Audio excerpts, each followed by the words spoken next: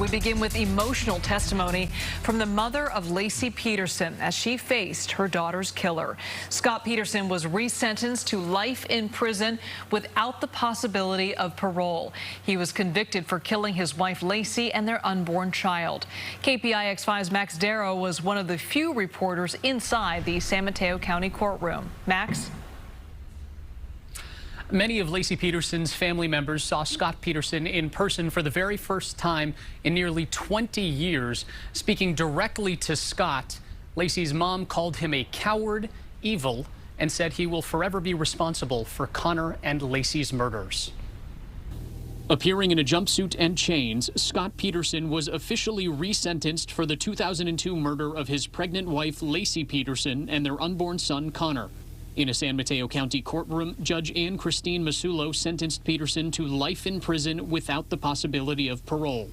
It was a trial that captivated the nation. A jury found him guilty of murder in 2004, and he was sentenced to death. But last year, the California Supreme Court overturned his death sentence because they found some jurors were improperly dismissed. The High Court upheld his guilty verdict, but deemed Peterson would need to be resentenced, the reason for Wednesday's hearing. Emotions ran high when Laci's mom and siblings had the chance to address Peterson directly. Her siblings' voices broke with emotion, telling Peterson they're still traumatized. Her sister could barely look at him, saying it makes her sick to be in front of him again.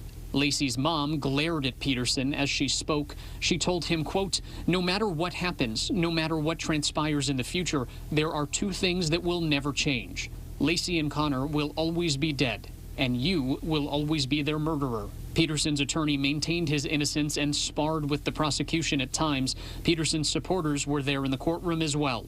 He was ready to make a statement, but was not given a chance to speak. His attorney, Pat Harris, summed up what Peterson wanted to say. And he understands why they believe that he is guilty, but he wanted to make it clear that there is no way he could have possibly harmed Laci and Connor. And I think that's the essence of what he was going to say. Max, you were one of only a few local reporters actually inside the courtroom. What was Scott Peterson's body language like during all of this?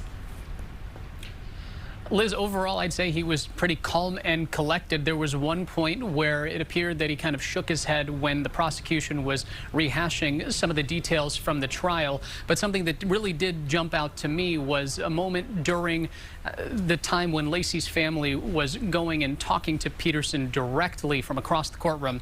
From my vantage point, it appeared as if Peterson was staring intently, concentrated on what they were telling him, rarely averting his gaze. Liz? It must have been very hard for her family. All right, Max, thank you.